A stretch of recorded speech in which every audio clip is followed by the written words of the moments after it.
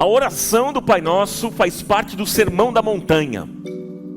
Era costume dos rabinos ensinar os seus discípulos orações simples, para que eles memorizassem e repetissem com facilidade.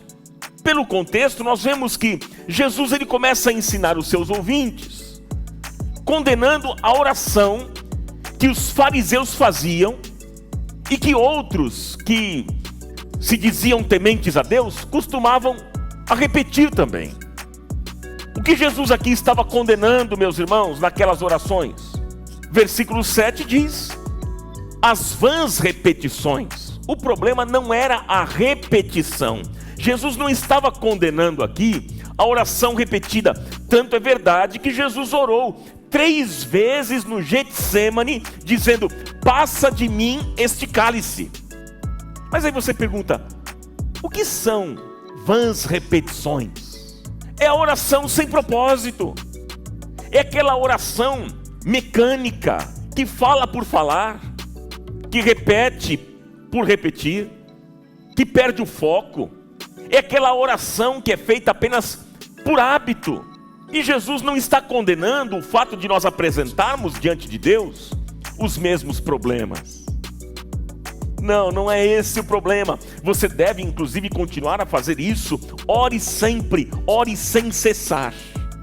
E aí no versículo 8, que nós lemos aqui, Jesus está dizendo o seguinte aos seus discípulos: olha, não sejam iguais a eles que fazem orações mecânicas. Não façam isso. E aí então Jesus os ensina a orar.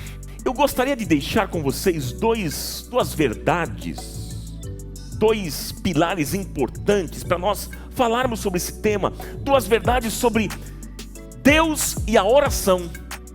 A primeira verdade é que Deus é soberano e onisciente. Olha, Deus sabe exatamente tudo o que acontece, queridos. Ele tem toda a ciência, Ele tem todo o conhecimento das coisas. Deus não precisa ser informado sobre aquilo que está acontecendo. Mas a segunda verdade importante para você registrar no seu coração é que Deus não é manipulável. Gente, Deus não se impressiona com a sua performance. Deus não se impressiona com o seu choro. Não.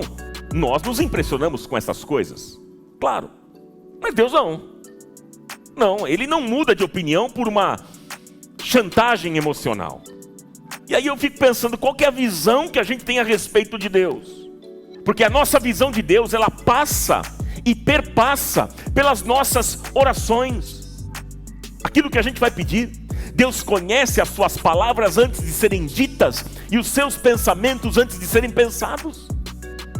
Ele sabe de todas as coisas, Ele conhece o seu passado, Ele conhece o seu presente e Ele conhece o seu futuro. Para a gente entender o que é oração, a gente pode ir por um caminho contrário, pela negativa, pelo caminho inverso, entender o que não é oração. Oração, gente, não é uma técnica para mudar Deus. Oração não é uma disciplina espiritual para conseguir arrancar coisas dele. Oração não é uma maneira de converter a indiferença de Deus e fazê-lo a se importar conosco. Oração não é uma forma de manipular, de dobrar a Deus, não é. Ou então uma pressão para Ele fazer aquilo que Ele não está disposto a fazer. Inclusive essa é uma visão pagã. É uma visão de ídolos que não tem nada a ver com as Escrituras e com o Evangelho. Orar, meus irmãos, não é acessar os céus para a gente conseguir coisas. Não. Entenda o seguinte: Deus não é manipulável e os seus desígnios são sempre cumpridos. Para que orar? Qual é o sentido da oração? Para que a gente ora? Se Deus é soberano, se Ele é onisciente, se a gente não consegue mudar os desígnios de Deus, então qual é o sentido da oração? Irmãos, nós oramos porque nós precisamos mudar. Nós oramos para exercitar a nossa fé. Oramos para aliviar a nossa ansiedade. Oramos para recebermos as promessas de Deus. Oramos para entendermos o coração do Pai e descobrirmos os caminhos que Ele tem para cada um de nós. Orar, gente, é entrar em comunhão com Deus. Orar é rasgar-se na presença de Deus. Mas esse rasgar-se não é roupa, é coração, é aqui dentro da gente. Orar é abrir-se diante dEle, é demonstrar confiança nos seus propósitos, é depender exclusiva e absolutamente de Deus.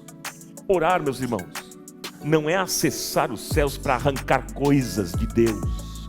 Não, orar é acessar os céus para sermos amigos de Deus.